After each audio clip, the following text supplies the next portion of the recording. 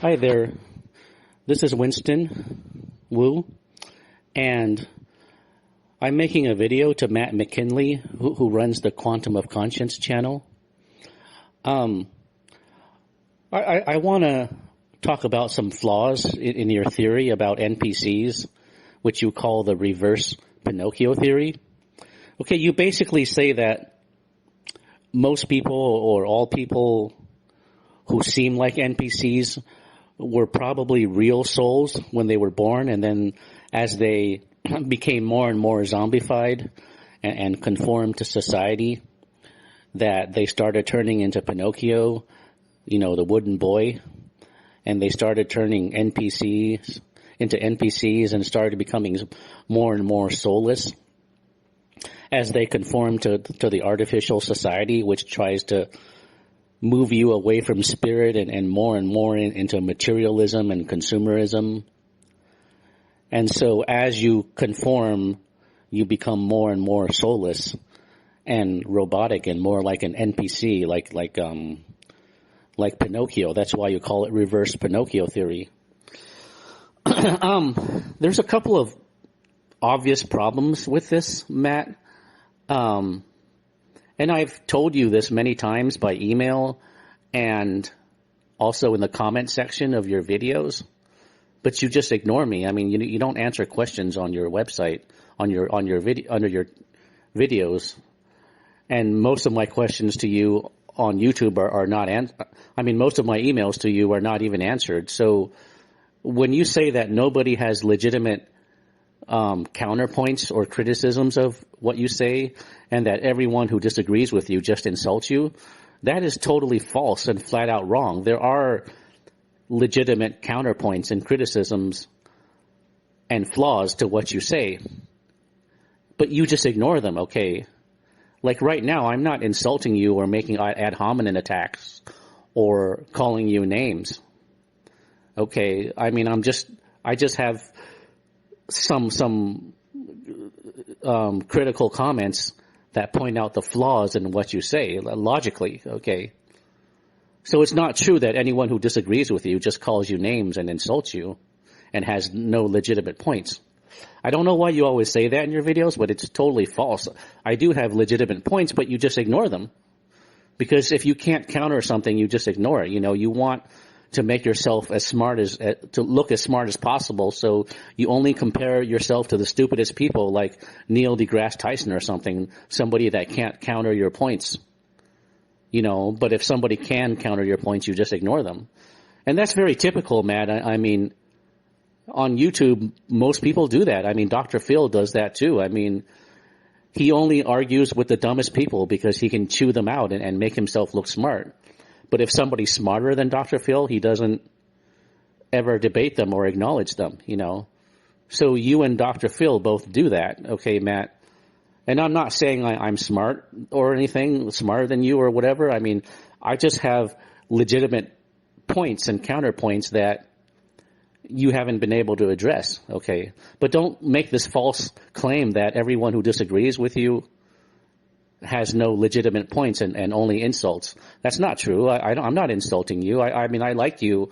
I agree with a lot of what you say, but there are flaws in stuff you say that you don't address. Okay, so here we go. Okay, the first problem with this, Matt, is that, I mean, people don't choose what they are. They discover what they are gradually as they grow up.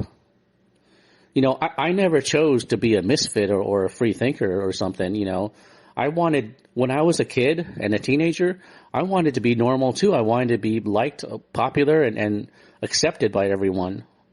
But it wasn't to be, I was always treated like a misfit ever since 4th grade. And I was not given a choice on the matter.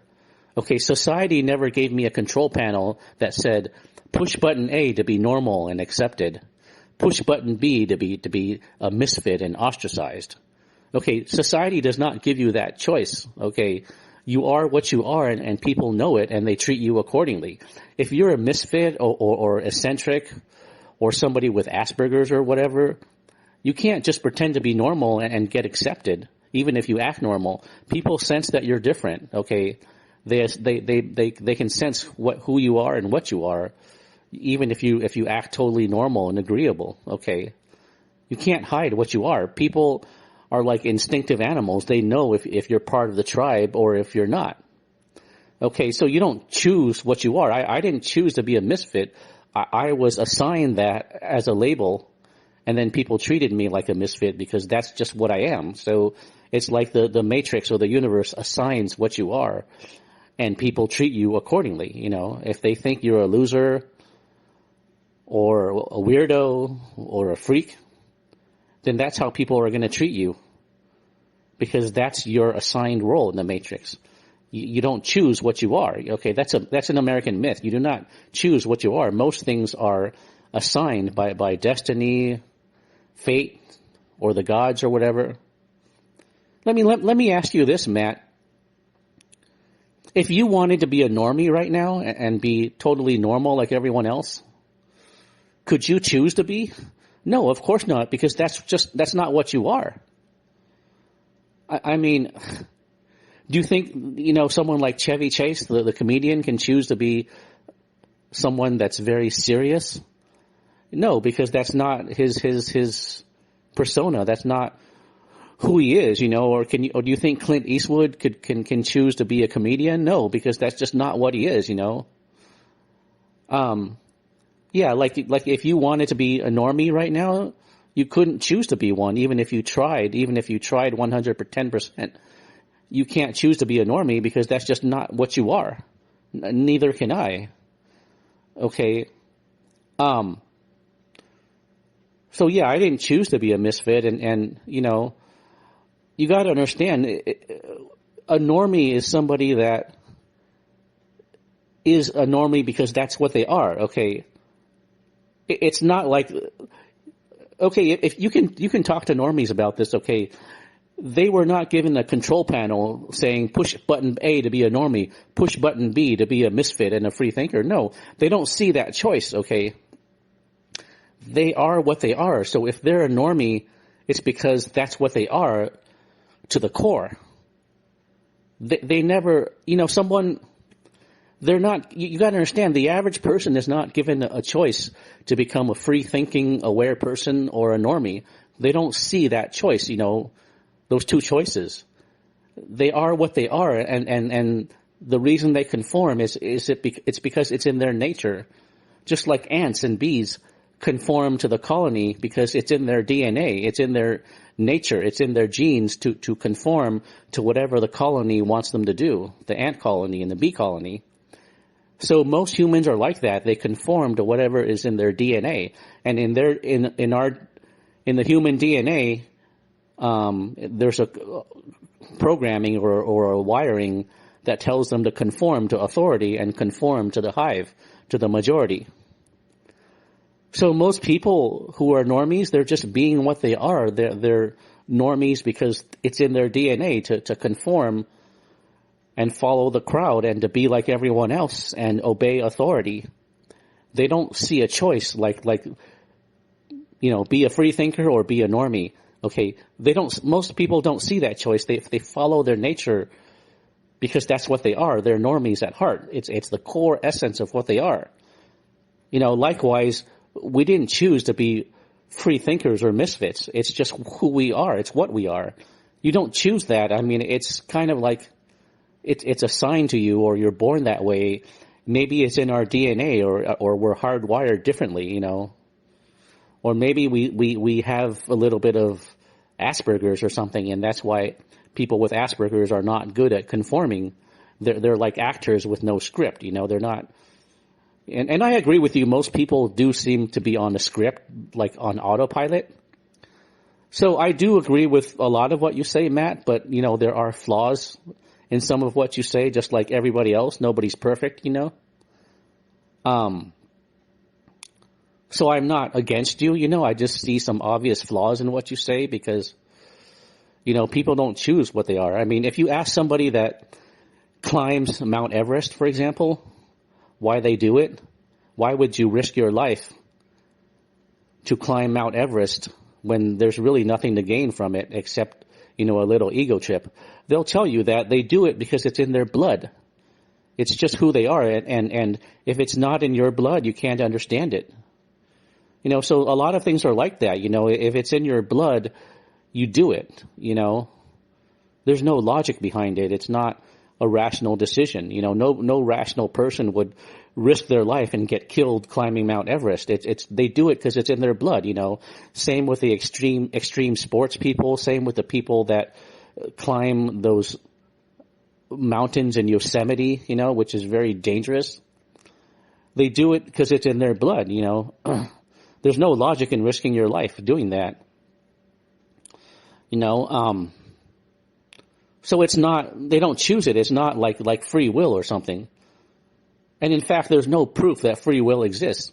I've looked all over the internet. I've asked philosophers and people on the internet and smart people. Nobody can give me a proof that free will exists. Okay. The only thing they can say is that stupid example. Oh, if I push you, you're not going to fall because you're going to get back. You're going to stand and react so that you don't fall. You're going to stand up straight. But that's a survival instinct. No, you don't want anyone pushing you down to the floor. Of course, you're going to resist and try to stand up and resist the push. That's just survival instinct. That doesn't prove free will. But the fact that that's all anyone can come up with is very telling. It means there is no proof of free will. Okay, I'm not saying there is no free will or that free will doesn't exist. I'm saying that if free will exists, it's a very small factor, and most people do not have free will because most people are on some type of script. They're on automatic pilot. They're like zombies. And I think most people, including yourself, Matt, and most people in the truth movement would agree with that most people are on some type of script. They're just on autopilot. They're not thinking. They're not aware. They're just following a program, kind of like or even psychologists agree that most people just follow whatever impulses are in their subconscious mind. So if you're all day following impulses in your subconscious mind, then that's not free will. You're basically on a script. So even establishment psychologists agree that free will is a very small factor. Okay, very small. So I'm not saying free will doesn't exist. I think personally it does exist, but most people don't have it. And even free thinkers like you and me, Matt, probably only a small percentage of what we do is free will. I mean, even you and I, who are free thinkers and aware, most of what we do is probably from the subconscious. And maybe we could be running a script too ourselves and not know it. That's always possible. That's always on the table. But, so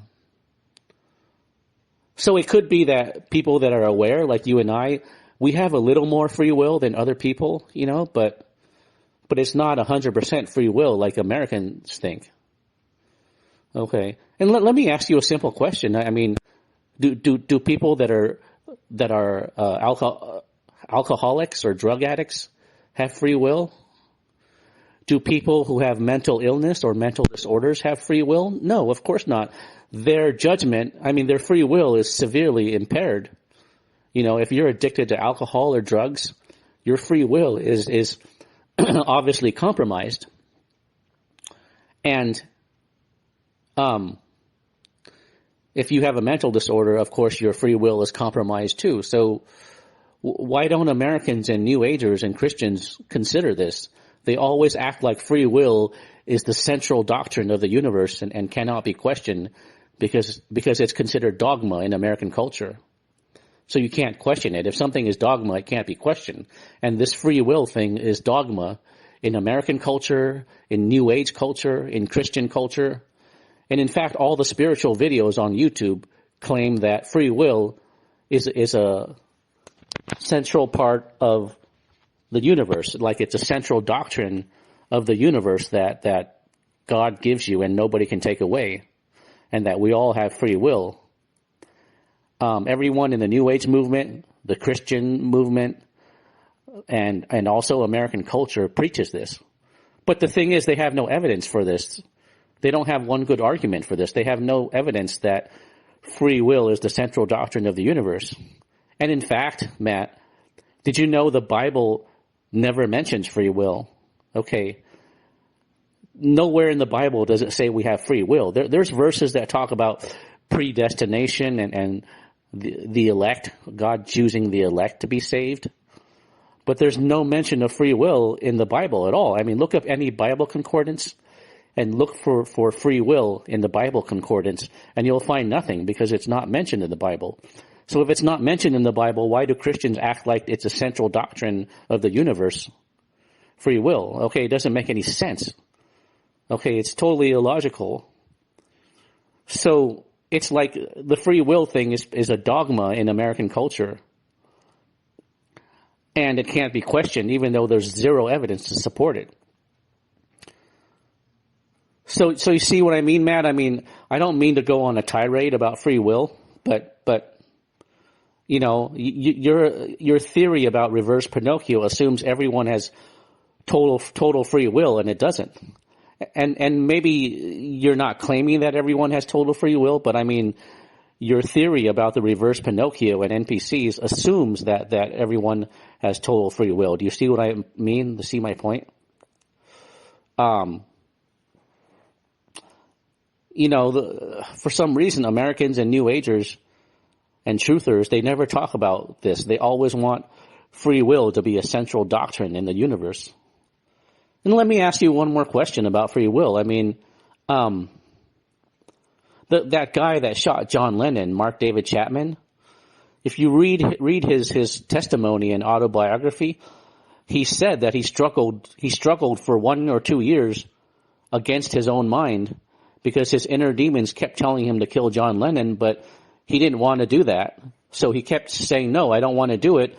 But his mind would not let him go. You know, the inner demons in his head kept telling him, no, you have to kill John Lennon. It's your destiny. It's already predestined. It's already written in the stars, and you cannot change it. It's already destined. So you have to go through with the plan to kill John Lennon because it's already predestined in time and space. So he did not have a choice, okay? But even though he didn't want to, the inner demons told him he had to, and he could not fight them, even though he tried for 1 or 2 years. And he flew back and forth between Hawaii and New York because he didn't want to kill John Lennon. So where was his free will? Okay, tell me, where was his free will? It obviously was not there because it would not let him choose not to kill John Lennon. Okay, why do Americans never consider this? Okay, people who keep talking about free will on YouTube all the time, they never consider this, never. Why is everyone so stupid? I mean, it pisses me off. I mean, no offense to anyone out there, but people are just so stupid and they never consider these simple examples. Okay, I don't get that.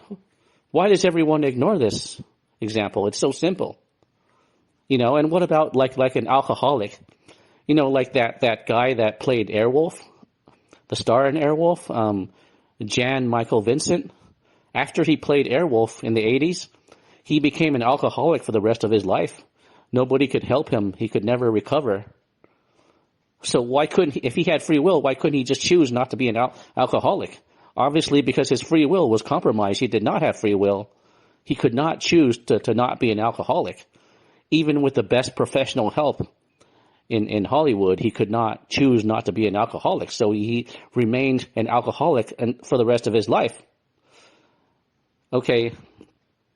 So that's another obvious example of why there's no free will. And Americans don't like to go there because they want to believe they're in control and that the universe and God gives them total free will. And that's part of American culture. And once it's part of the culture, it can't be questioned. Even if there's no evidence to support it, it can't be questioned because people don't think. They just follow whatever is dogma, like robots and zombies.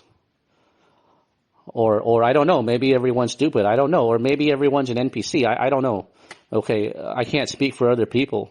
I can only speak for myself. But yeah, Matt, I mean, this is an obvious flaw in your thesis about NPCs. You know, people don't choose what they are. They simply discover what they are. And even psychology agrees most of what you are is in your DNA. It's hardwired in your brain and your subconscious.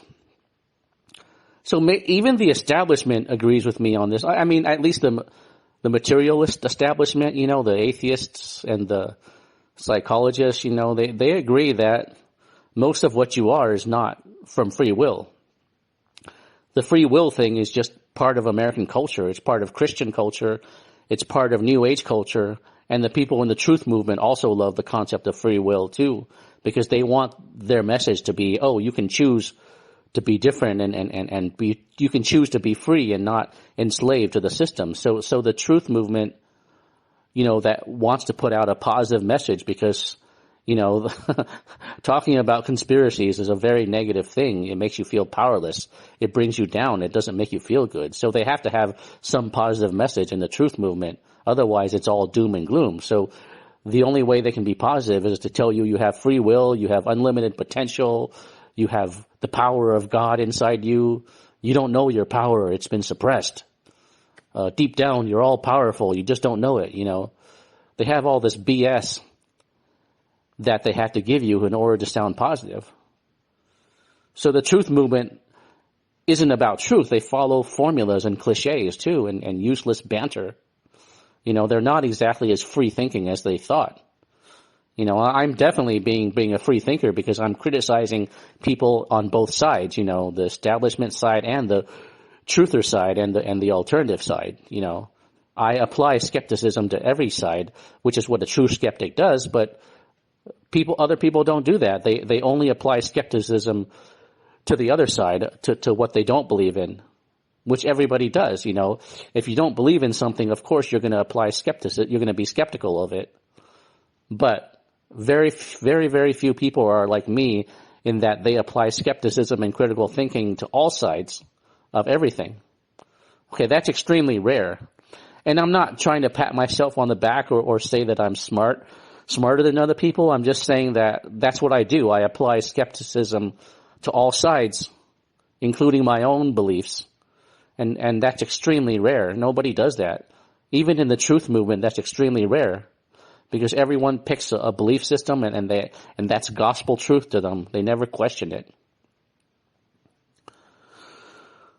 Okay, Matt, so I hope I've made my point clear, and I hope you don't ignore this and not even listen to my video or audio or whatever. I hope you'll consider this and maybe respond to it somehow, maybe by email or by video or whatever. But to be honest, most likely I think you'll ignore this because you only want to consider yourself, you only want to compare yourself to someone that's easy to debunk, someone that's a puppet, like Neil deGrasse Tyson or something, or Elon Musk, somebody that can't respond to you or refute your points. Someone stupid. That's what Dr. Phil does too. He looks for the dumbest person to make himself look smart. You don't debate people with legitimate points because you probably can't answer them. You don't have a logical rebuttal to this. So, you don't want to look stupid in front of your subscribers. So you just ignore it. And most likely that's what you'll do to me too, Matt, because if you don't have a legitimate counterpoint, you don't want to look stupid to your subscribers. So you just ignore me. And I think that's what most people do. It's just human nature. I don't do that, of course. If you make a legitimate counterpoint that I can't respond to, I'll be honest and tell you, okay, Matt, you've made a good point. I cannot refute it, and maybe you're right and I'm wrong. I don't have an ego, so I'm willing to admit if somebody makes a good point and that I may be wrong. I'm happy to admit that I'm wrong or that you've made a good point that I can't refute, okay? But most people won't say that because they don't want to look stupid. And that includes you, Matt, because everyone has an ego, even I have an ego too, but my ego is probably less than other people, because I can admit when someone's right and I'm wrong, but most people cannot do that. They have a need to be right, and especially if they have a huge channel like yours, Matt, with 80,000 subscribers, then you have an ego, you have to try to appear smart. You can't say, oh, somebody else is right, I was wrong, And that's just the human ego, especially the male ego. But I'm not like that, okay? But you are. I mean, so most likely you'll ignore this video because, when you don't have a counterpoint, you just ignore the person. But, I don't like it when you're dishonest and you say that nobody has any legitimate counterpoints, only insults. I'm not insulting you in this video, Matt. I'm not insulting you at all. I'm not using ad hominem attacks or flaming you or insulting you, right? So it's not true that everyone who disagrees with you just insults you. I mean, you're cherry picking the worst examples to try to make yourself look smart, like nobody has any legitimate counterpoints. And it's not true. It's dishonest when you say that, Matt. Okay, so can you please stop being dishonest? I mean, it's annoying when you say something that's not true and then you keep repeating it over and over and over again. It's annoying because it's not true. And I don't know why truthers always do that. When they say something that's not true, they keep repeating it ad nauseum over and over again. I mean, it's annoying. I mean, it makes me wonder if they're NPCs, because only an NPC would say something obviously false and keep repeating it. Or I don't know, maybe we're just all on different wavelengths and we're all on different wavelengths and we're all in a different world or different dimension, like you said. And so we are all blind to what other people think, and we only see what we think, Could be something like that too, but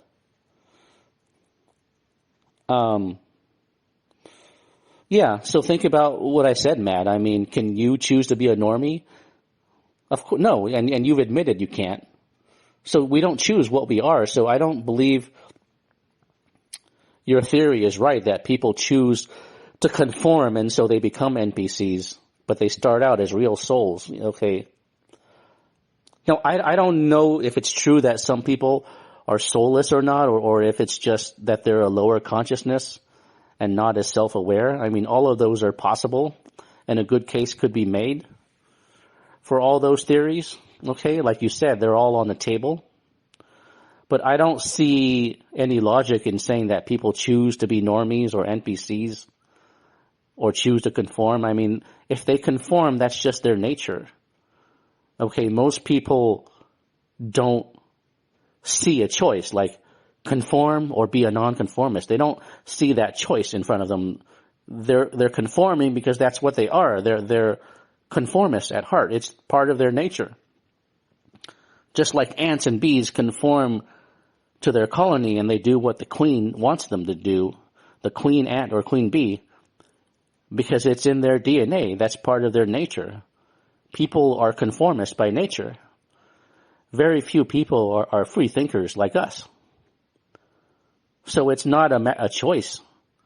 It's just what they are, Matt. And I'm sure you know this too. So, so your theory doesn't make sense when you consider that. Okay. And I've given a lot of different examples of this already, and I can tell you for sure, I definitely did not choose to be a misfit or a free thinker or different than other people. Definitely not. No way. I wanted to be accepted and normal like everyone else. I wanted to be liked. I wanted to be cool. But it wasn't to be because I'm not like other people. I'm not on their wavelength. I cannot choose to be. I cannot choose to be something I'm not. It's simply the way I am and the way it was assigned to me and people treated me as such, that I'm a misfit and the odd man out, So I can tell you for sure that I did not choose to be a free thinker or a misfit. I simply was treated like that because that's what I am. It's like the universe almost assigned that role to me. And I don't mean to sound totally fatalistic. I'm just being honest. Okay.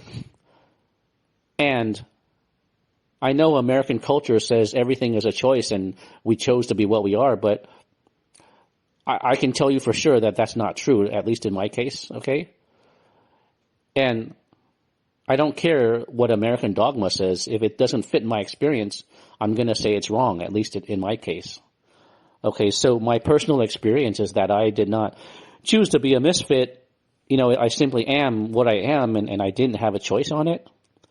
And so that goes against your reverse Pinocchio theory, Matt. And how do you explain that? You know, you can't. So I hope you'll have the balls and the guts to address this point, Matt, because I'm making a totally honest video toward you, authentic and honest video with legitimate points, you know, and I hope the people in your subscriber base will hear this and that YouTube will show them this video in their feed, you know, but, you know, whatever will be, will be. I don't know. I can't control what YouTube does, but, you know, I just wanted to make these legitimate points and you know, because there's some obvious flaws in your theory and, not just in this theory, but in other theories. So anyways, hope you'll consider this and maybe make a reply. If not, then good luck to you. I do enjoy your videos. They're funny, they're interesting, and they have some good points. Okay, well, take care and have a good day, everyone who listened to this.